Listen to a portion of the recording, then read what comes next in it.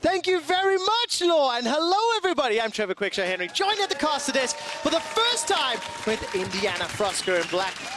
I didn't actually see the results. Is it Froskurinn, Quickshot? I can't remember some of the other options. Well, one of them sounds like a curry dish, so let's avoid that one. Perfect. We'll go with Froskurinn. So let's take a look. G2 taking on Schalke 04. We were talking backstage.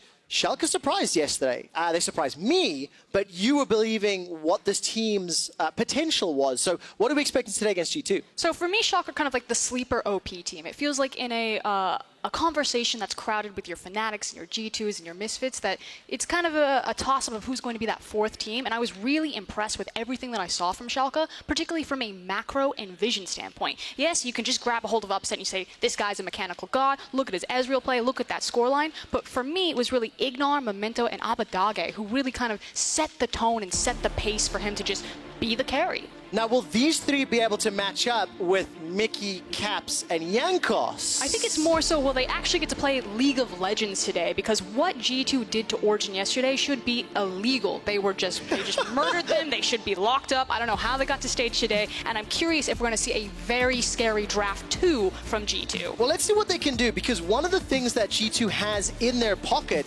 is this incredibly talented list of players. And we saw Perkz playing the Zoe. We heard the Analyst desk talking about sort of a non-interactive champion until he got Luden's Echo. Do they just stick with these mages? Do you believe they can do anything else? I mean, why not? If you know that the priority of bot lane is just so you can continuously push forward, that you can win trades and you're never going to be punished for it, you can play as many mages down there as you like, Cassiopeia being the big one, and of course that's why we see her pretty much perma-banned. Alright, I'll catch up on the rest of the bans really quickly. It is, of course, Aurelia, Lucian, Galio taken away by G2, Cassio, Rakan, and the Jace, which we saw Caps playing yesterday. But those power picks, the likes of that Urgot, we've seen huge priority on elsewhere in the world. I'm not surprised by these first picks. Yeah, the first picks make sense. I like the adaptation, though, of having the Rakan ban. Normally, we would see the Urgot and the Rakan picked up in kind of the second rotation. Obviously, without him, it's going to go back to the IgNar Classic on the Thresh that he showed so well in day number 1. Oh, my word. All right, Urgot Thresh already locked in. And this could, again, put additional pressure on Perkz and Mikyx. If Upset gets his hands on an aggressive laner in the bottom, that could be where they break open the game. I mean, Mithy and Patrick had a lot of success against Perkz down in that bottom lane, repeated 2v2 kills, and we may actually have more kills as the Alistar gets locked in next. But so far, Perkz was just playing a non-interactive lane and just stayed away from them when he could, tried to farm up, and exploded when it came to the mid-game. All right, so pressure then on early laning phase. Oh, there we go. And there we go, Kai'Sa locked in. We anticipate this to go to Perkz. We can see Jankos very excited in the background. He is a little bit ill, unfortunately, at the moment, has been talking about that. What do you run into this? What AD carry do you want to pair with Thresh into the likes of Kai'Sa and Alistar? I mean, you could frankly do anything. It's not going to have a ton of kill pressure. Obviously, with Alistar and Thresh, it opens up the opportunity, but it's more about setup for the jungle. Kai'Sa does need a very strong support. Naturally, Alistar syncs well with her because of how her ultimate can interact with his displacement, you know, her ability to zip into the backline. I do like the Ezreal, though. Upset showed on it in day number 1. It's one of his specialties, and we get to see it for day number 2. It's one of his signature picks. He played it a whole lot in the 2018 season, and he actually had a tweet which made me smile. He's like, you forgot about my Ezreal. I don't think he missed a Mystic shot in the late game of yesterday's team fight. And we've seen globally that Ezreal is starting to take off again, and this is because of the adjustments to his W and the adjustments to his ultimate. Because it now does just as much damage no matter how many champions it passes through, it went from good status to god tier status. It makes him very potent and powerful to open up those big 5v5s. And if Upset gets another springboard where he starts snowballing ahead, you open up any fight with that, and it's pretty much over before it begins. And what a statement it would be for Upset, a man who didn't even make into the top 3 of the player voting rankings from preseason, to take down Perkz, the most talked about role swap of the Spring Split. We're in phase 2. Sion and LeBlanc have been banned out. One of the big things we've talked about a lot yesterday and today is the power of these flex picks. So with Urgot and Aatrox, no clear indication exactly where they're going to go yet. A reminder, the power flex picks means that you get so much creativity and versatility in your draft phase, but it also helps you curate exactly what individual 1v1 matchups you want in your mid and your top. And because the meta seems to favor the bold right now, you need to play aggressive, you need to play early game, those 1v1 matchups really matter. So we're not going to be seeing too many cards completely revealed until the very last picks. Well, a couple of those 1v1 matchups, so the neutralizers and the likes of Sion is taken away, LeBlanc, Xin Zhao, and now Sejuani. So we're going to start digging a little bit down some of the jungler pools. Lee Sin's still available. Yeah, we'll see whether or not Memento or Jankos actually would want to run something like that. What would you like to see now, of course, to round out these compositions, because there's still so much available? You can go any direction with really both trios. I mean, the thing that sticks out to me is that the Karthus is still available. I don't expect it to be picked up by Jankos simply because he doesn't... Whoa! Hold on. Blind pick, well, Riven, I guess we assume is going to go into Aatrox? I mean, it can. It has been rising up in solo queue. It's doing much better than it once was, and I know that a couple of the other LEC pros have been practicing this, specifically in the mid lane position. I have to interrupt. Oh, Unfortunately, Riven was not a correct pick. We will be dropping out. I got so excited. I jumped so much in the hype. I can't remember the last time I've cast a Riven game. Might even have actually been Worlds 3 years ago when it was back in Europe, but nevertheless, it will drop out and we'll get that first pick of Phase 2. So, let's step back from this. I'll calm down just a little, Frosk. What do you want to see? I mean, we know some of the strengths here for Schalke. I know you're on the Abbedagge hype train a little. Do you think he's just going to run that Urgot mid, or do you think he's going to pull something else out? I really want to see him on a champion that has a lot more team fight influence. Not that Urgot can't team fight well, but he was really reliant on flanks to do so, versus what Abbedagge showed on Game 1, which was the Lissandra. Yeah. His positioning in team fights and how he threatened with the glacial path, or especially around the Baron, was really the difference maker for me in their game against Vitality. I was very impressed for a rookie mid laner coming into the LEC about how well he synced with his team. It didn't seem like there were any growing pains in terms of communication. I think that's very impressive to note. Schalke as a squad looked very, very good. I think of all the teams yesterday, them along with SK Gaming, really impressing me because expectations were different. You know, you look at the likes of G2 Esports, who are now rejoining the draft, will run all the way up until that Phase 2 pick. So it should be the same picks and bans. G2 Esports, they have to succeed. They have so many good players on this team. With that comes that pressure, and of course some men like Grabs and Ocelote standing behind the organization, trying to lead this team to finals once again. I mean, we say that, but it almost doesn't feel like there's any pressure on G2. When you looked at Carlos backstage yesterday, he was just laughing, having a good old time, even before the composition started to take off. And then at that mid-game, when it was just seek and destroy, just rolled from there. All right, so we are catching up, as we've mentioned, exact same picks and bans. So we'll run through. It'll be Sion, Sejuani, LeBlanc, and Xin, the last two bans. You've already mentioned the Lissandra, it's still up and available. You've mentioned the Karthus still up and available, so we need to see the junglers locked in. Now, I don't think it's going to be a Karthus jungle, and the point that I wanted to make is because you don't have the same automatic lane priority. Because it is Kai'Sa and Alistar, they don't just guarantee that they're going to win the lane phase. And the thing about Karthus is you can skirmish and invade him early on because he must land his skill shots, and he's very blue reliant. So I think it's a bit dangerous in this current setup and situation to look for that Karthus jungle that they had so much earlier success on. I want to look at some of the other top tier picks that we have talked about a lot, the likes of the Camille, the Akali, still open and available, the Lissandra we mentioned, and it's not going to be one of those just yet. Memento, again, a golden oldie for him, locking in Kha'Zix. I feel like Lissandra would work perfect with the Kha'Zix right now. I love Liss with Kha'Zix simply because you can pretty much 100-0 delete someone in the duration of the Frozen Tomb between a high burst jungler and her CC. Yeah, and it really will work as well with the likes of Thresh, Ezreal, Urgot, a lot of combinations, and we'll finally see the Akali locked in. So, last pick here. I think it has to be Lissandra. You see the Akali, it's often a pick into that. I would be surprised if Schalke didn't round out their composition with it. Yep, it is a matchup that we've seen a few times. Still the most beautiful one, most beautiful performance. It is was in beautiful, actual yes. fact Schalke taking on Fnatic last summer. Game 1, Karthus jungle. Okay, so you're not a huge fan of this, though, because you've already mentioned some of the, I don't want to say weaknesses, but challenges that Karthus is going to face. Talk me through what you see for the entire draft. I mean, effectively, if any of these champions do fall behind, I do feel like it's kind of feast or famine for both of them. You know, if they miss their power spikes, then it's really difficult to keep up in the game. With that Lissandra being picked out, that's the matchup that we expected Akali into Liss. So I love the confidence from Jankos here to say, you know, it's worth it. There are these holes that you can exploit. You can try to contest me when my laners don't have the priority push. They don't have the ability to collapse first and protect me, but I have faith anyway. We're G2, we're the boogeyman, we're the super team. Even with lesser matchups possibly in the early game, we'll still make it work. Okay, so that's the confidence side on G2 Esports. What is Schalke's composition screaming? Obviously, we're expecting this Lissandra to flip-flop over to face down Akali in the mid lane. I mean, you could just stick with the Urgot, however. It's not a terrible matchup. What do you prefer and why? I mean, I would always prefer the Lissandra because you can have the easier push, the easier roam potential. Obviously, it's hard for Akali to look for the assassination potential because of the Frozen Tomb, but I feel like it's kind of a game of chicken because, again, you're dealing with all of those flex picks. How are you going to match it? Who is going to follow who? Oh, I just love this. We've got such high damage compositions on both sides of the Rift. The 9.1 meta that I've been watching has been fairly high action, fairly, high amounts of skirmishes worldwide in the LPL, in the LCK, and in the LEC. And this just means I'm hopefully going to see a bunch of fights. Now, of course, G2, you've already alluded to it, slightly weaker in the laning phase. And Karthus, played by Jankos, will have a challenging time coming up against Memento's Kha'Zix in the early game. But only for brief windows are they slightly weaker in the lane phase. So again, if the springboard happens, if they get off the...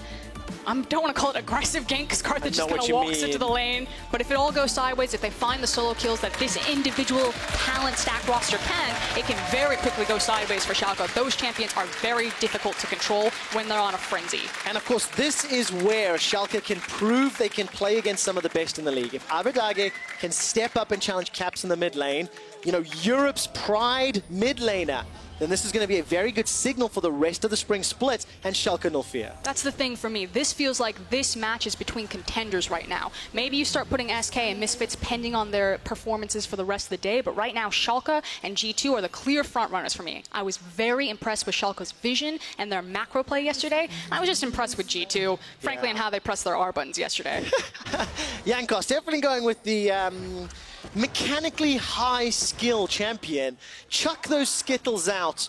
It's about as interactive as Karthus gets. Yeah, it does mean that he can move through the jungle very quickly with your Skittles. You have the AoE. He's very dependent on the blue buff, so he'll probably want to start that, which means that it's obvious information for Schalke. Jankos will start on top side. How can we mess up his pacing and his tempo through this jungle? There is one thing that does benefit the G2 squad. Frosk, you mentioned how reliant Karthus is on the blue Sentinel and the blue buff. When you've got an energy user in the top lane and no mana in the mid lane, it does help, at least in terms of who gets to keep their hands on that buff. So G2 Esports simplified the equation somewhat. But I'm going to turn my attention to Memento. I kind of have this feeling Memento could be the disruptive force for Schalke to get his squad off to a good start. I mean, that was certainly the case yesterday. I checked the jungle proximity. Both IgNar and Memento had the highest jungle proximity to each other in the entire league. And it wasn't by a little bit, it was by a lot bit. The average was about 15%, and they were sitting at 21%. These guys held hands, and they walked around the map, and I wasn't expecting that because they don't have any prior history together. So the synergy, the communication just looked so impressive from Schalke straight out the gate. It also means that the team prepared really well for the Spring Split. The only player that remained on Schalke, and in fact, the only member of Schalke that really remained was Upset. They have new coaching staff, new support staff, an entirely new roster, and they've demonstrated they can play together, but now they're coming up against arguably one of the favorites for the Spring Split G2. But I feel like they have this window where they can make the same type of success. Have Memento and IgNar get together, open up the map again, and just start camping Abbedagge's lane. I love Lissandra as a pick for him because he's shown the propensity to start playing around his jungle. It's not him that's creating the opportunities, He's not leading the charge and laying the Lissandra ult. He's waiting for Memento to set the pace and to just back him up and reinforce that pressure. All right, so here we go. Let's see how the next few minutes plays out. Early laning phase, nothing too exciting. You've already alluded to the fact that Schalke's vision game was very important yesterday. I think it's going to be very imperative to have strong vision against the likes of Akali and Aatrox will move. And look at this. Caps is already looking to bully out Abbedagge. He's got Ignite available to him. And Abbedagge's got the flash teleport to respond. So got to be a little careful unless Memento comes to help out. It's the difficulty of trying to draft against G2. Even when you see all the champions, you have no idea where this puzzle is going to slot together. The Akali being moved up into the top side. Still not a terrible matchup, but you can see Caps starting to get the better even 3 minutes in. Yeah, it makes me very excited to see when you consider the Akali and Aatrox performances we saw at the World Championship. And here comes IgNar and Memento. They're holding hands, but they need to find the death sentence. IgNar's going to step forward and Caps. Flash is available to him. Get him, IgNar. The dashes, but the wave isn't quite pushing far enough away, so this may be just to alleviate pressure on Abbedagge. And it's just great heads-up play from G2. Everyone could see the footage yesterday. They saw the IgNar Memento very early roams, and again, this goes back to Upset on his Ezreal. Not only is it such a key pick, but it's very safe for IgNar to just leave him, let him get that solo EXP. He can safely farm with the Mystic Shot as he's doing right there. So Upset is not being punished for IgNar trying to make proactive plays on the map with Memento. Very, very exciting. Of course, IgNar was one of the very first, high-profile supports that played in the EU, stepped up. Everyone remembers his fervor, Leona. And then a little bit of revisionist history. You forget some of the struggles. Which we'll add on in a moment or two. There's a little bit of a glitch there on the Spectator. Abbedagge is going to get the flash out, follow the Glacial Path. But summon a spell blown, successful gank for Jankos. Yeah, and super easy. Once you have level 4 in the Karthus, that's the big gank window, because obviously he has a point each of his abilities, and he can maximize that Wall of Pain, hit the slow, and force the free summoner. I really like the fact that G2 are playing different type of compositions day to day. Yes, we've got that Karthus. Yesterday was very much around getting the poke down, and Karthus finishing things up today.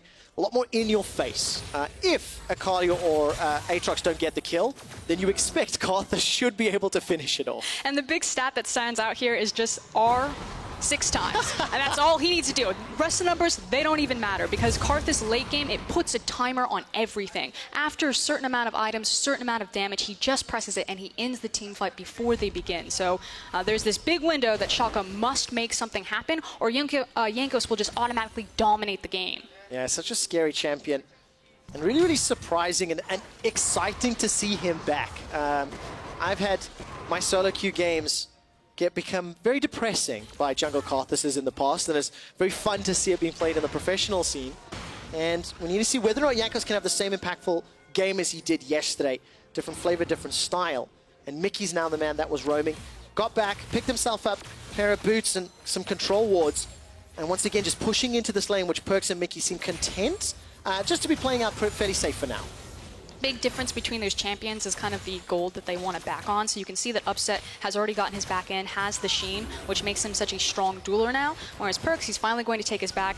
Mickey wasn't going to be looking for a gank there at an item disadvantage, but 3v3 now. All right, the death sentence already secures a flash. Mickey decides to flash forward over it. That's a lot of damage onto Memento. He's running for his life. Gets headbutted to safety. Now the Void Seeker comes out. First blood picked up by Perkz. Better collapse there from G2. An excellent target selection there as G2 now giving that gold over to Perkz, making sure, hey, you're playing an ADC this time around, let's start you on the right foot, especially in a Kai'Sa where you normally don't see her take off in the lane phase. It looked so good. It felt like Schalke had the collapse on the go, but I hadn't noticed Caps had already left the mid lane. He was first to respond, and that means he helps Schalke out. Plus 800 gold, and Abbedagge just continues to be bullied in this middle lane. And Mickey taking full advantage that he has it back here. All right, let's take a look. Need to get some CC down to Abbedagge. No flash, but he's got his ultimate.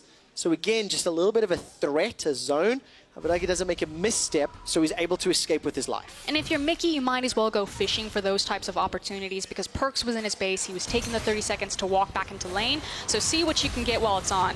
This was a great wall of pain to really separate the team fight. And then once Memento was picked away from the herd, it was just very easy collapse from G2. And a great job passing the kill onto Kai'Sa. Give her a bit more gold in her pocket. Extremely heads-up play. Mickey jumping onto Memento, realizing how squishy that bug is. Got skirmishes, double longsword. It's very easy to kill Kha'Zix. And right now, there is some support here for Schalke. So Memento should be able to steal this away. I think he's got Smite available. Looks like it might be a Smite fight, though. So lay waste and Smite secured. Jankos says thank you for the gifts. Thanks for the leash, mate. And of course, incredibly important that Karthus does get that blue. Not so important as the first one, but obviously the second one does help him maintain that tempo in the jungle so he can continue to farm up. Yeah, exactly. And for Jankos, already off to a good start. 0-0-1, got himself that Fiendish Codex, and with Upset spending a fair amount of time farming alone, down 7 CS. I think, again, credit to him for how he's playing this laning phase out. IgNar's just trying to zone and sort of threaten a death sentence, making it more difficult for Perkz to poke Upset out under the turret. I mean, unfortunately, with Perkz being the benefactor of that kill that went down, it kind of felt like a lot of the effort and pressure that IgNar had been applying on the map hasn't been rewarded. In fact, it's punished. You can see a level disadvantage now. Memento also at a disadvantage. It feels like G2 kind of won the bottom side. It went through the jungle, and now it's starting to bleed into everything, and they are starting to take the entire map inch by inch. Yeah, it's really beautiful play from G2. They're responding as a unit. Every time some sort of engage happens. Now, Upset actually uses the arcane shift forward. He knew the Lantern was available. IgNar's been playing back in that lane. It's risky, but it worked that time. I just feel like it's a gamble of like who's going to get to the Lantern first, because if Alistar beats you there, well, then he beats you into the ground. Whoa. End of story. Goodbye, Flash. But I actually do like the fact that Upset and IgNar are willing to play a little forward. I think if you played to not lose, you're in a lot more trouble. Take a look at this as Abbedagge is in trouble. Got the ultimate available, no supports from anybody. But keep remembering, bottom lane. Abbedagge goes low, Karthus will jump in there with that Requiem. And Abbedagge's going to get one ultimate to save his life. Bottom lane, no dive yet, but it looked like they were setting up for something. I think there was a back. I just caught it out of the corner of my eye that Memento was in that jungle. Looked like he was about to get hit by Alistar, and then I think reset his positioning there as top lane. Flash. Right. Defensive flash from Odoamne. Wunder's just going to run him down. Requiem should be able to pick it up. And Wunder stands by to easily secure it. Now all of a sudden, that's the engage. No ultimate. Abbedagge, you've got to press R. That's really important. Now, flashes for flashes. Teleport comes out. Memento's able to pick up the reply kill. Perkz completes the teleport, but there's nothing more to follow up. And G2, 2,000 gold up. Didn't quite calculate the damage. Needs to take a page out of Jankos' book. Press the R key. It will certainly help you out, but that's the other strong point about Karthus, is that you don't have to go for the all-in. You don't have to go for the tower engage. You just say, hey, Karthus, you got your ultimate available? I don't need to dive. All right, no, you don't, but will upset need to dive. Ignite is thrown down, flash used defensively. Perkz chases him down. It was a pixel-perfect Void Seeker that interrupted the recall, and G2 Esports are starting to accelerate this game. I mean, across the map, they just won every single lane, top, mid, and now bottom, and at some point, Schalke now need to say, how are we going to break this? What are we going to target? If that's, we repeatedly put our bot lane down there, maybe throw everything in the kitchen sink to make it work for them, or they decide to swap it up and go for the Rift Herald. Yeah, that'll have to be a question that Schalke needs to answer, because at 10 minutes, this kind of gold lead feels terrifying. We do have a very brief pause, ladies and gentlemen. And there's one thing that I realized. There's been so much happening in the bottom half of the map. We kind of ignored the Akali Urgot matchup until the kill happened. But in terms of how that's playing out, I mean, Wunder's doing a good job. He's marginally up on CS, and he found the solo kill. I think just punishing Odoamne's over-aggression in that lane. I mean, frankly, when Karthus is in the game, it's never going to be a 1v1 post-level 6. It's always going to be a 2v1 because you don't need to overexert yourself to try to dive and chase for those kills, especially with high-damage champions like Aatrox and Akali. All right, so of course you can see Jankos coughing there. Unfortunately, there's a pause on Cap's side. I want to acknowledge that he is a little bit unwell. I will get an update from you exactly what the cause is in just a few minutes' time. But let's turn our attention to Schalke. G2, they've shown up. They've shown individually. They're starting the game by outclassing Schalke. But Schalke do have some tools in their kit, especially if they can find some small skirmishes. The combination of champions that they have can really, really blow somebody up quickly. So outside of just finding picks, how else do Schalke get in this game? I mean, they need to unlock themselves from the lanes and, like you're saying, kind of team up and use that synergy between the Lissandra ultimate, the burst damage of Kha'Zix, and getting down there with the hard CC that IgNar's Thresh can support. But unfortunately, they keep fishing for a lot of these roams. IgNar is teaming up with Memento, but it's just the power of G2. You're still dealing with a star-studded lineup, and they just have that heads-up awareness that, hey, IgNar's probably looking for a roam here, then IgNar spends some time, he loses out on the experience, he starts to fall behind in his own lane. So you can only do it so many times before you start punished, even though nothing happens on the map. Like, G2 didn't have to flash away for a gank, they just had to stand to the other side of the lane. I think that's such a good point, because a lot of the members of this G2 Esports squad have played against IgNar a fair amount in the past. So anticipating some of his tricks and tendencies can benefit them. While we continue to investigate the reason for the pause, we do have a couple replays lined up for you, starting with, I don't know, it's a surprise. So this is just a solo kill. Yeah. Talk me through this, Frosco. Well, Akali pressed your buttons on Odo. He flashed away. I mean, to be fair, I don't think Odo was ever really going to be safe there, even before the Karthus came in, but it was a nice fadeaway. And of course, as we jump to the mid lane, this was Memento at least getting something back. I didn't actually notice in the setup originally, but Odo was fairly low in that lane. It was about 60% HP, and literally just got cut down where he stands, even before the Karthus ultimate. And now, of course, this was the bottom lane engage where Upset gets caught out. Overextended forward, he's going to get sniped by Perkz here. The 360 no-scope. He just watched him walk into the bush when he had vision, and he uses his ultimate to reposition and follow up with the flash. Well, that's just really well played. I mean, Perkz, look, it's a little bit of a guess, fairly educated guess. You could see where Upset was standing in the bush, and it just sucks to see that happen on this level of stage, because Kai'Sa already got first blood earlier on, now gets almost donated that second kill, and on a champion that already scales so incredibly well, it's so difficult to see how you're going to handle, that situation as we load back into game, and G2 take the first drag. Now, I really like Ocean Dragon when you're kind of like pre-8 minutes, but theoretically, as long as you're in the lane phase, you're going to get so much bang for your buck in the Ocean because the region is going to help you just continuously sit there and exploit if you have winning lanes, which, again, across the board, G2 now sitting in 4 kills and each lane donated.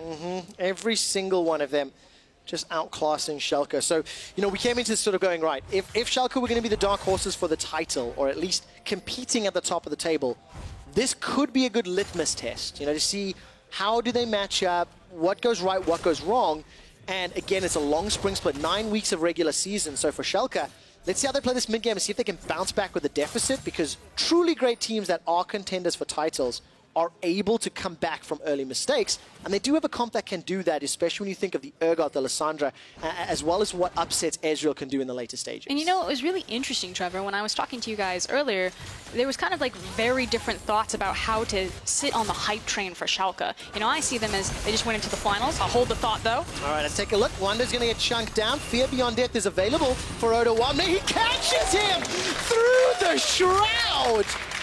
And Akali players everywhere felt that one. There you go, Odo. He actually had a great game yesterday, at least in the lane phase. He solo killed Cabochard once. He almost killed him twice. A lot of people will point out the fact that he got caught, I think, 3 times in the mid game, but the lane phase looked good. So we'll write off that initial kill, Odo. It was the Karthus. It was unfair. It was 1v2. But there you go. Get the return. Let's bring us back to Schalke, because as you mentioned, there's sort of differing schools of thought and expectations. You were touching on the fact that they come off the back of the finals and they've had a pretty strong rebuild. Yeah, I was all about it. I was like, they know who their franchise player is. It's upset. This guy's a mechanical beast. We say it all the time. So for me, I was like, they went to finals. They kept one of their best players.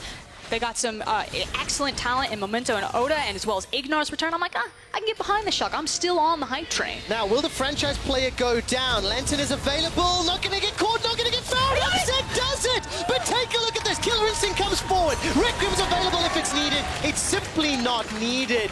Schalke, they split the difference. Rift Herald picked up on top. They sacrificed their duo, and Abbedagge completes the teleport as well. This is just going to be gifted to G2 Esports. And an excellent turret aggro juggle right there that they get 3 for nothing, as well as the tower. A huge swing in favor of G2 and showcasing why they are our favorites for LEC. Oh, such a good performance. And yes, Schalke, they do get themselves a tower with the help of the Rift Herald, but they're down 4,000 gold. They're down 5 kills. They're down a dragon. Now Odoamne is picking himself another fight. There is some support from Memento, but it's just, that's the level of teamwork that was not shown yesterday. Yesterday, Schalke were on the same page, same, you know, a strategy. And I'll finish the thought in a moment as Odoamne gets jumped on, and he might just be caught down. Pulled backwards by some infernal chains, and he does get taken out. Now, oh, this is cheeky. This is cheeky. What? No one move. Ladies and gentlemen, if you play solo queue, and if you see an enemy top laner that overextended, there has to be a reason. Check your bushes, people. Memento gets out, but even he's scratching his head going, how did I do that? Big balls, big ball play. No doubt about it. But this is going to be a replay of the bottom lane. Look at the mini-map, and this is just unlucky or bad. I'll leave it to dealer's choice. Okay, so the teleport changes as soon as Abbedagge, like, I'm going to say it's a trust fall. He's like, guys, I'm coming in. I have to follow this clown car, so I'll reward him for that. They're on the same page. You know, you said the communication. They stand together, they die together. But G2, it wasn't the fact that they were just diving with 2 members. They had 4 members there. They had the wave pushing in. They juggled the tower aggro beautifully. So just next level execution there. I'm going to go with you. Trust fall is actually a really good one because, as you mentioned, once you start shedding that TP, you cannot stop it. And the obvious call was help save the tower. Unfortunately, that was the wrong call. But we can praise that the team did it together. You're basically on the top of the roller coaster and you're looking at the drop and you're like, I definitely don't want to do this, but I'm strapped in. Yeah. That was the Lissandra TP there. Yeah, there's no way to get out of it. Once you look down that hole, and Schalke are now down a 5,000 gold hole. If you look at the item differences as well, Ghostblade, Gunblade for Caps and Wunder respectively. Stormrazor picked up for Perkz, working his way towards that Hurricane. So, you know, G2's comp is fully activated, fully online. And that's before you even add in the map-wide Requiem that is just the finishing touch on any play that G2 want to put make. I mean, the short and sweet of it, Trevor, is you never want to fall behind this composition because its team fights are so strong, but they're going to try. All right, let's take a look. Mikyx throws down his ultimate, blocking a lot of damage for now. Lantern is available, Memento goes in. Fear Beyond Death is dodged away from, and that is just a melted Urgot. Caps isn't done yet. He fancies himself a shot. He's got in 1v4. Requiem starts to channel, and boom!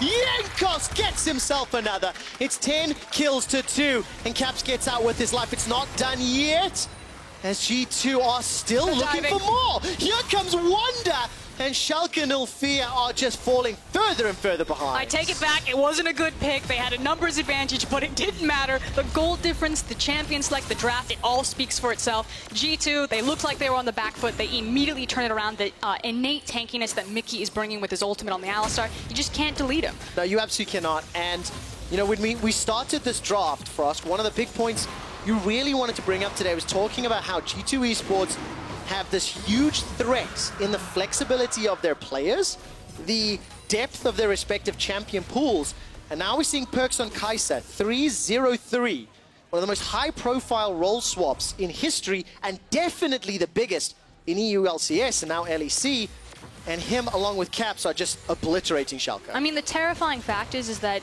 even if a team, you know, eventually does figure out how to match G2's power in the draft phase as they continue to assemble these compositions, even something like this, which doesn't seem to have as much innate synergy as the comp they ran yesterday, you still just can't match them on their pound-for-pound talent in each position, that they can get away with executions like that. So you give them any sort of lead, give them a finger, and they're going to take the whole damn arm. Yeah, seen that before many, many times. And Mikyx is going to use that Hex Flash and do a little bit of a moonwalk off the side of the screen. Right, week 2 LEC. I'm going to give every team in the league a free tip. Ban Jankos' Karthus. Let's see whether or not anyone does next week. For now, though, Mikyx will be going down. Just caught a little bit out of position. Good warding from Schalke. Allows them to punish the overextend. And it is a small solace, but they need a lot more of those to claw back this deficit. And again, if we're focusing on good aspects of Schalke, although, again, I'm going to have to hold it. Let's take a look. Perkz has got the Hurricane, he's got the Storm Razors, and he's got himself another assist. It was, in fact, Caps. That's now 5-1-2 with a 700 gold bounty. I don't think it's going to end there, Trevor. Wunder is being headed off by IgNar. I think he changed his mind. Wunder, like, turned around, gave him eyes, and I was like, I'm sorry, sir. I think he would blow IgNar up with one rotation, oh, no. Especially because Jankos has got Requiem available. The box goes down, the flay's been used, Abbedagge is coming in with the ultimate. Death Sentence goes wide, but the re-engage from Wunder picks up IgNar. Requiem's not even been used yet. And look at the Claw of Doom. Abbedagge escaped with his life. Upset's trying to turn this one around, but you need to kill Jankos and stay healthy enough to survive the ultimate. Not gonna go down just yet. Whoa! Jankos kills Upset. I didn't think that was gonna happen. And give us a Memento for free, because G2 get another one. Ladies and gentlemen, Odoamne was joining his team, but like lambs to the slaughter. Schalke are being killed. Perkz has got the red buff, and oh, this just feels a little bit bad. Gonna run him down with that Rage Blade. Here comes Mikyx. Here comes Mikyx. Gets the headbutt. Pulverize. And Caps is in behind as well. I am starting to feel a little bit dirty. Schalke have family. Schalke have friends. G2, this is obliteration. They just need to calm down, and they need to reset the map. It feels like these fights are going on far too long, that people are walking across the map, that they're getting involved in situations that they don't need to be, and they're giving up gold when it doesn't need to happen. So, again, I praise the synergy, the communication. Schalke, they stand together, they die together, but let's maybe slow down on the dying together. 10,000 gold down at 20 minutes. And of course, there is one thing that you do need to mention in terms of these two team compositions. When a squad, either of them, gets a lead, there are so many tools to just keep killing somebody, and the moment you get that item advantage, it becomes so difficult to come back. And of course, it's the back end of the fight with the teleports that keep coming in that continues to fascinate me about Schalke. Yeah, and it's also the volatility of these champions and how quickly things can turn sideways. But Abbedagge, again, some fancy footwork. He does manage to time it perfectly. That I believe it was as Kai'Sa reset her position, Lissandra also reset his, and he gets out, I think, with like 10 HP. I actually really want the observers to click. Oh, clench. That's so close. All right, I'll find out. You tell me a story, I'll find out how much was there. Well, the story is that I actually really want to pay attention to how Schalke set up their vision. So they still have great poke opportunity, and it's still very scary for G2 if they want to turn on the Baron. Like, that's the one safe space that Schalke can really threaten. It's what stalled out the game against Vitality and eventually led to their victory yesterday. But I think it might be a little bit too late with this gold difference. Yeah, so there's the Baron setup. Yeah, and of course IgNar is 3, 4 autos, 5, about 6 or 7 autos. Plus a couple of Icathian range shots in there, easily run down. Oh, it's so difficult. 1,000 gold bounty for Perkz, 900 gold bounty for Caps, 850 gold bounty for Jankos. I can promise for next week's LEC, I'll have a quick stats update for you on the largest bounties and who held them. Because this is going to be one for the 2019 season. Baron easily picked up. Karthus' lay waste just melt that objective so quickly. Oh no. Requiem, dun dun dun dun dun dun! Not this time round. I was a little more hopeful for that. I was also very concerned for Memento. I need to take a closer look at his itemization to see if he's got some additional MR. But G2, 12,000 gold now, and Baron. And they've just got a high damage composition that allows them to steamroll. And they're looking to break Misfits' win record yesterday and see if they can win the quickest game of Spring so far. But I do want to talk about, even when Jankos isn't picking up kills with this Karthus ultimate, the fact that he immediately ulted as soon as they have Baron, it's just about forcing them away from the objectives. And that was what was so clever about the composition yesterday. It was a siege composition. They know that they're here just to take the objectives, to snowball the game, and to basically do League of Legends quick, and you don't have to find the kills for Karthus. You know you're going to be sieging? Get those guys off the tower by lowering their HP pools, that they must go back to base, otherwise they're in fear of a dive threat from the Alistar. I really, really like that analogy because that's what wins games at the end of the day. If you get the objectives, you get that global gold. You also gain vision superiority. Look at the vision that G2 just pushed into that upper quadrant. Thank you for the zoom out observers. You know, a couple of control wards, a couple of invisi wards that are now slowly being cleared out, but it's lots of information for G2 to work with. And then you can see them now going, well, hey guys, there's an outer turret remaining in the bottom lane. Do you want to take it like right now or just now? And it looks like right now is the answer.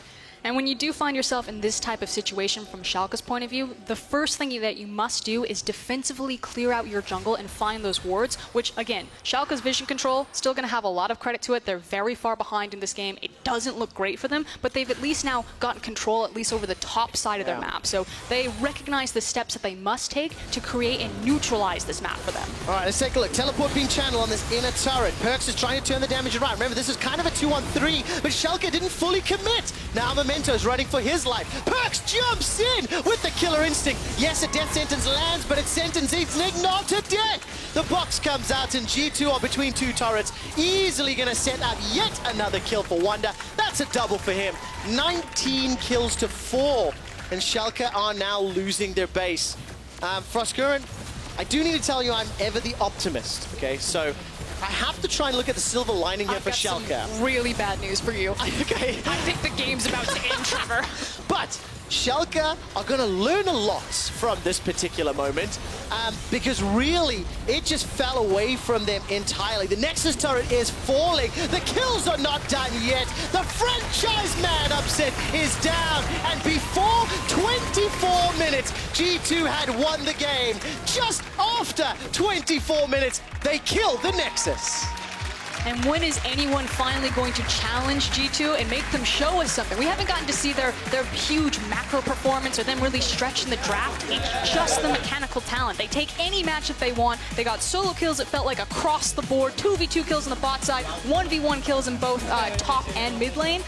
They don't even have to try to win these games. No, they don't, and it does leave a lot to be desired. G2, the team that is expected to be in the final with this big change, they played to their expectation, arguably surpassing them. After yesterday's performance from Schalke, I'm a little sad to see it crumble, but I also understand that the team compositions were very much stacked, that if you didn't get ahead, it was going to be tough to catch back up. And frankly, you're still against G2, and the more footage that we get of G2, I think people are going to be a bit more understanding as teams continue to just get wiped by this super team. Yeah, I'd really like to see a couple of hugs there between Wunder, Perkz, and Mikyx. But for Schalke, this is a gigantic, gigantic defeat.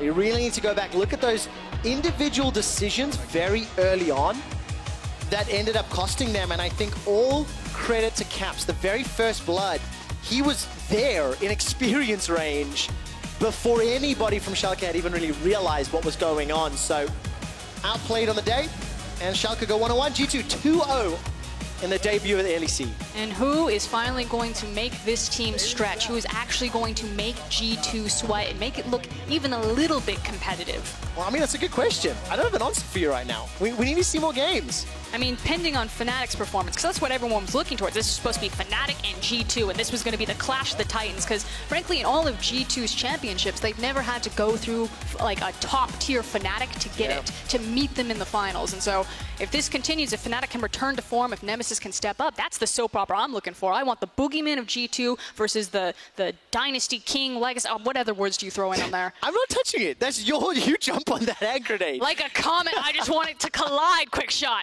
Well, we'll find out. I mean, Fnatic need to step up and show us just how good they can be, because yesterday left a little to be desired.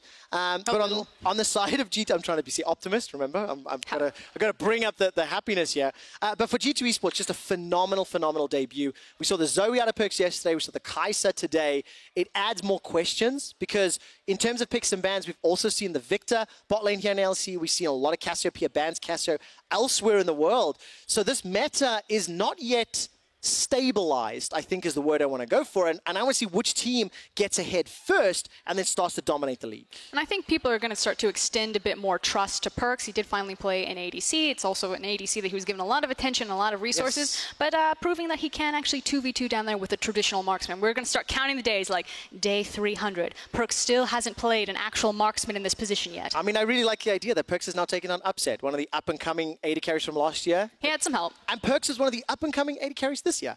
Listen, we want to get some of your thoughts, so please head over to Twitter at LOL Esports and vote for your Kia player of the game. Is it Caps on Aatrox, Perkz on Kai'Sa, or Abbedagge for some of those slick blue suede shoes dancing moves? If you were allowed to vote, who would you vote for?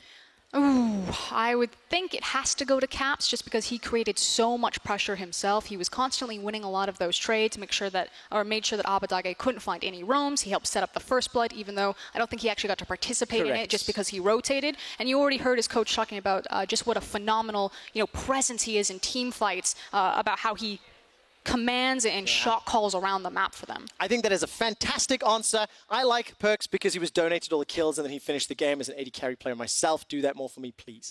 For more on G2's win, let's check in with Laure and Ocelote. Thank you very much, Trevor. Fantastic start from G2 here, 2-0. Were you expecting such a good result from the very start? Expectation has always been ambitious, but you never know what's going to happen, especially in BO1. People, anybody can beat anybody in a BO1 scenario. So I'm very happy we went 2-0, to be honest. And I think that Origin and Schalke are actually the two strongest teams, I think, without counting us, I think. So I'm very happy with how the first week went. Yeah, and I was talking to Grabs about it. I mean, the team is clicking already. Can you give me some specifics about the lineup you tried to build? Why these players? So there's two aspects to it. There's aspect number one, which is you want to win, of course. But there's also aspect number two, which is the brand itself, G2 Esports. We have certain attributes, and we are a certain way in social media, a certain way when we create content. And we want to make sure that whichever players we get on board are on board with that as well. So it's a bit of a tricky scenario sometimes. But I think this time we accomplished exactly what we wanted, which is having a great team. And at the same time, a team that can also have fun with us. And you try to build the long adventure here. 17 years combined for the players and the staff. Can you tell me a bit more about this decision? Why to go for the full term? Well, again, if you could get LeBron James or Messi, Ronaldo, all these people, if you could get these people on a long-term basis, wouldn't you? Of course you would. So I think we have. I know we have the very best team we think we can have.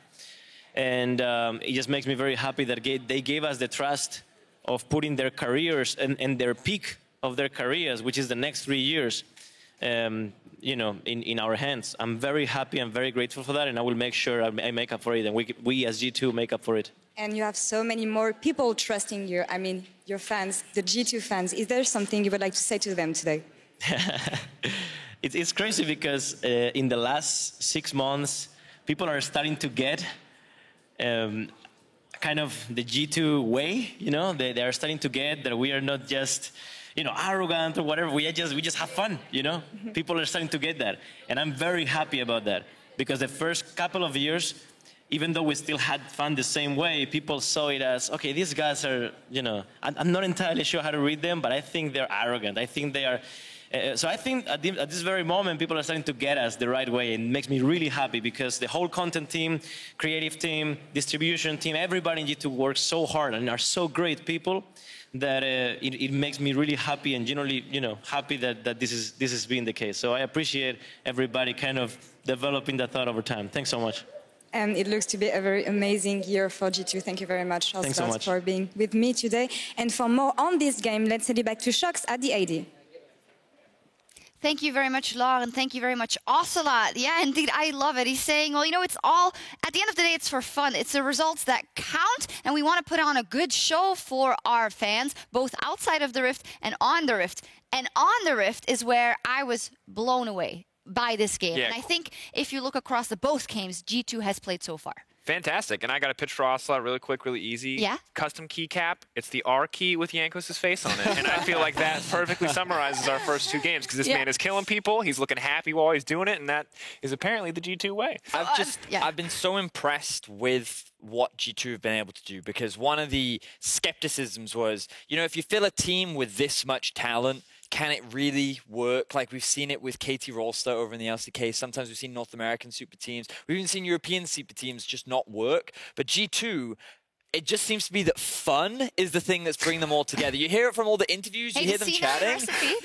But they're legitimately, they're all just saying, like, we just enjoy playing with each other so much. Just the fact that the power of fun is what's going to dominate the LEC is a little ridiculous. I was like, not analytical, but fun. Fun will dominate the LEC. Also, there is a thing as honeymoon period. We've seen that with a couple of teams. Very true. But let's not talk about the negative yet when we don't have to, you know. Let's sing the praises of the G2 that we saw today, and let's break down exactly how they won their second game in the LEC. It was early game prowess, and yes, we talk about these guys a lot, but that whole team is so active in getting those early kills. Yeah, and you see here just consistently collapsing where they need to go. Aatrox is already way down on this play. It looks like a fumble from Mikyx there quite quickly on that headbutt, but it turns out to work in their favor, and really here is where you see kind of the Karthus nightmare coming to fruition. What's really important about this is this individual mechanical prowess coming out from G2. It happens throughout the early game where players just find kills. Yes, it is in part Jankos influencing on the Karthus, but when you're stacked with this much talent, Wunder finds effectively a solo kill, Caps effectively finds a solo kill,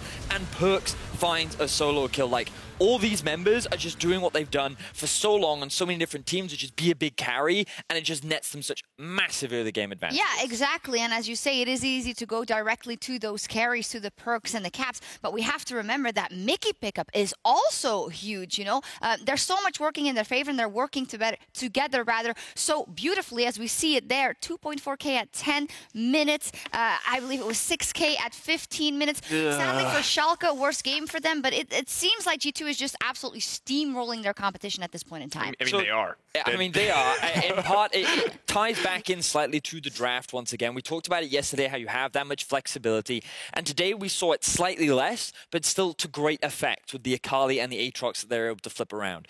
I think that giving Aatrox to this team is very scary. Putting it in the hands of Caps with the amount of pressure that he can generate makes it really difficult for teams to punish the Karthus, which means the Karthus can just gank whenever his ultimate is up. And Karthus, one of the biggest weaknesses that he has is solved by putting him in the jungle. The other weakness he has is getting invaded and shut down, solved by picking these strong lanes. So when you have the Karthus in the jungle with strong lanes, G2 have a picture-perfect formula of success. Now you're sitting in against an Aatrox, incredibly strong laner. You drop to half health, you die, because the Karthus gets to push R and the Aatrox get to finish you off. It is already so difficult to survive against players like Perkz, like Caps, like Wunder. Now if I just take 200 health, 300 health off, at just click of a button, push R, it's impossible to get through this lane phase without shedding some blood.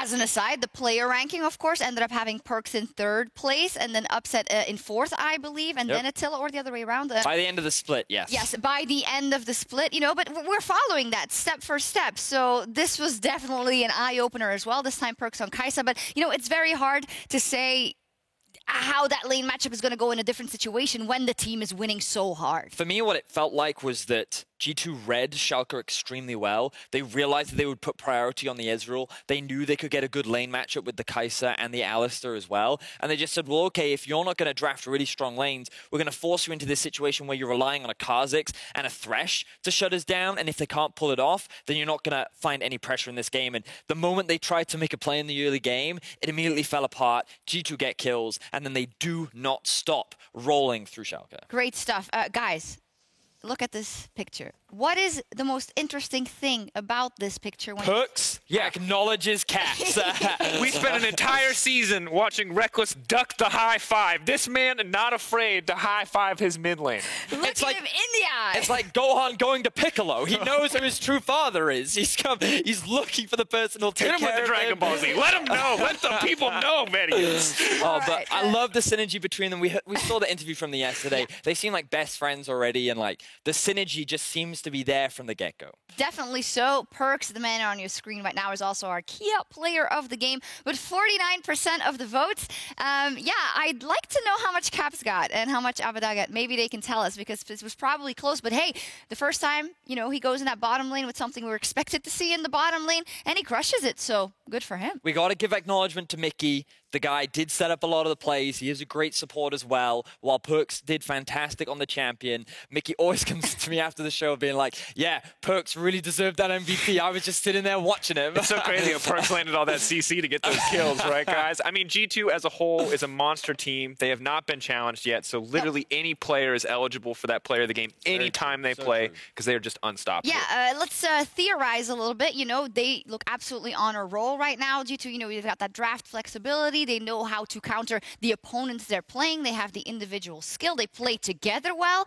That's scary. You don't expect that of a reformed team in their first weekend in the LEC. So, yes, go ahead. think you made an excellent point earlier, Sjokz, which is that if you took the nameplates off, who does this team look like from last year? Fnatic. And it's very similar to Fnatic, right? Like the synergy, the teamwork, the individual skill all seemed there.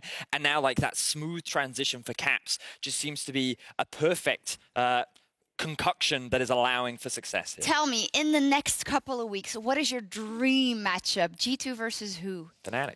I mean, G2 versus Fnatic In this form, I mean, who would put up the best fight with all? With what I mean, all of you I'm going to be so honest. far? Until the rest of the teams catch up to individual skill and also figure out how to deal with this G2 draft, no one is favored against G2. Yep. Because you need to first figure out how to beat them in the draft, or at least go in even, which hasn't happened yet. And then you need to be able to survive in the solo lanes. And the reality is you're against every single laner is number 1 or number 2 in their position, depending on how much you want to debate. Yep. And so a lot of these younger players just need time to get better.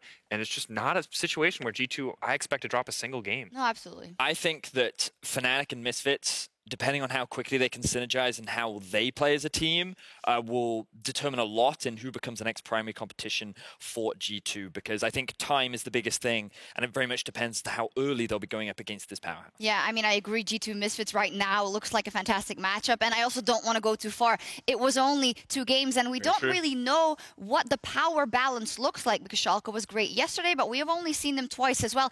Everything can change, but I think we can give G2 the benefit of the doubt right now and the seal of approval that they look the strongest. Yep. Maybe to be twarthered by Misfits. If Misfits play later today and they crush it in their game versus SK Gaming, we could say that. But whoa, only 2 days in, and it's already getting absolutely crazy. It's almost like G2 didn't miss a beat, and it's lovely to see. I cannot wait for the rest of the split. I want to see who their contenders are. Last split, we had the 10-0 Misfits, and then the second half of the split, they all fell apart. G2 were 6-0 in summer, then they came back from Rift Rivals, and then they couldn't keep up the pace. That's going to be the ultimate question. Can they maintain this form throughout the entirety of the split? Something I want people to think about, you're right that it is very early, is this going to be another team with a perfect split? It's very early, but we've seen Vitality with almost a perfect first half. Going crazy. We've seen 50% on Misfits. They got to that get first in half there without early, a win. you know? But this is the thing, you just got to start thinking about it early. Is this a team that has the potential to do that? Is this team on the same level relatively as the Huni Reignover version of Fnatic? Right now it looks like yes, but it's only 2 games in. Okay, we're going far down the rabbit hole here, but no matter what, if G2's mission is to get that title back this split, this is the best start they could have hoped for. Fantastic and on form. Coming up next, though, more matches, and we've got a matchup between 2 of our newest teams. Rogue and XL Esports look to secure their first win. See you all in 4.5. All right, the death sentence already secures a flash. Mikyx decides to flash forward over it. That's a lot of damage onto Memento. He's running for his life. Get headbutted to safety. Now the Void Seeker comes out and stands by to easily secure it. Now all of a sudden, that's the engage. No ultimate. Abbedagge, you've got to press R. That's really important. Now flashes for flashes. Teleport comes out. No flash, no flash, no flash, no flash, no flash. He's dead. Okay. Lissandra. There's a Lissandra to be on. Yeah. You're full, you're full. No, I will not do it. No flash, I think. Nice. Perkz jumps in with the killer instinct. Yes, a death sentence lands, but it sentences Nig not to death. The box comes out and G2 are between two turrets. Easily going to set up yet another kill for Wunder. Nexus turret is falling. The kills are not done yet. The franchise man upset is down.